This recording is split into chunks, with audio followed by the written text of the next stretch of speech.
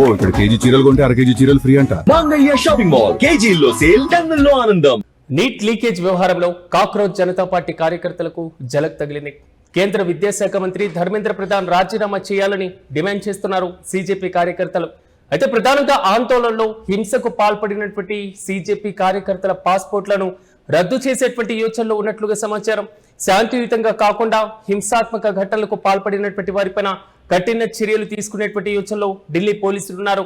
ఉద్దేశపూర్వకంగా దాడులకు తెగబడినటువంటి వారి పాస్పోర్ట్లు రద్దు చేసేటువంటి దిశగా పోలీస్ శాఖ చర్యలు చేపడుతున్నాయి. ప్రధానంగా సీజేపీ ఆందోళనలు దేశవ్యాప్తంగా కొంతవరకు చర్చనీయాంశంగా మారడం, మరి ముఖ్యంగా ఢిల్లీ వ్యాప్తంగా ఉద్రిక్త పరిస్థితులకు దారితీశాయి. అయితే శాంతియుతంగా నిరసన కార్యక్రమాల్లో పాల్గొన్నటువంటి వారు కాకుండా శాంతి పేరుతో అశాంతిని సృష్టించి హింసాత్మకమైనటువంటి ఘటనలకు పాల్పడడం, పోలీసులపైన రాళ్లు ఇవ్వడం, దాడులకు తెగబడ్డం, అక్కడ ఉన్నటువంటి ప్రభుత్వ ఆస్తులను ధ్వంసం చేయడం, హింసను ప్రేరేపించే విధంగా కీలకమైనటువంటి చర్యలకు పాల్పడడం, ఇలాంటి వారిని గుర్తించి వారి యొక్క పాస్పోర్ట్లను రద్దు చేసేటువంటి దిశగా కేంద్రం అడుగులు వేయబోతుందా అంటే కొంతవరకు అవుననే సమాధానం వినబడుతుంది.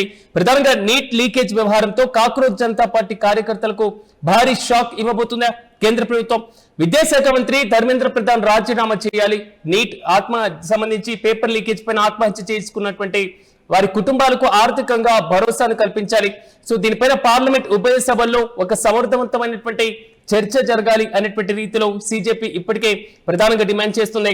అయితే హింసకు పాల్పడిన వారి పాస్పోర్ట్లు రద్దు చేసేటువంటి దిశగా ఢిల్లీ పోలీసులు ఉన్నట్లుగా ప్రధానంగా నివేదిక తెలియజేస్తుంది.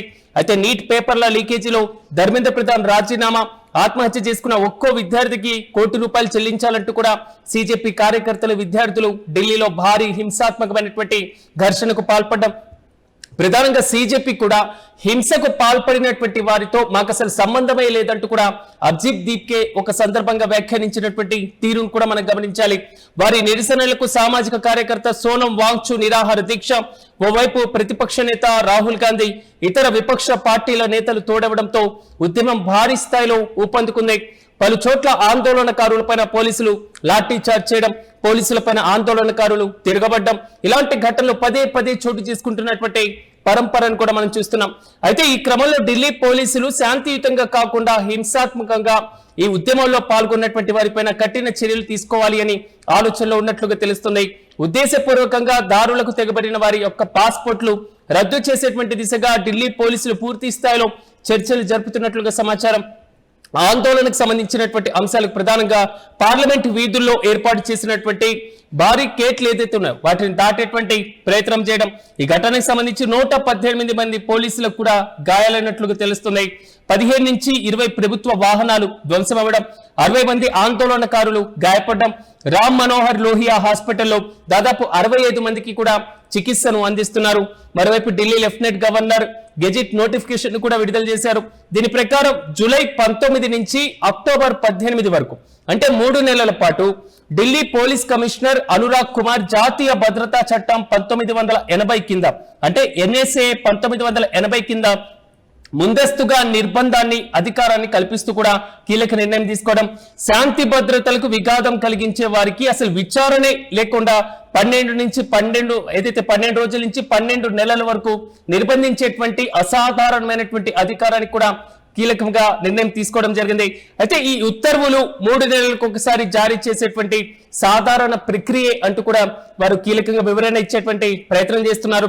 జూలై 7నే దీనికి సంబంధించినటువంటి ఫైల్ ప్రాసెస్ కూడా అయిందంటూ పోలీసులకు కొంతవరకు సమాచారం ఇచ్చినట్లుగా తెలుస్తుంది.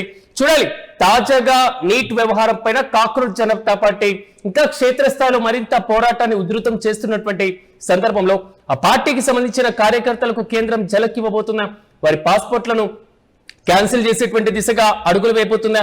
ఒకవేళ కేంద్ర విదేశాంగ శాఖ పాస్పోర్ట్లను క్యాన్సిల్ చేస్తే, రద్దు చేస్తే దీనిపై సీజేపీ ఏ విధంగా స్పందించేటువంటి అవకాశాలు కనబడుతున్నాయి. ఇప్పటికే క్షేత్రస్థాయిలో వారిపైన నమోదవుతున్నటువంటి కేసులను కూడా తొలగించాలి.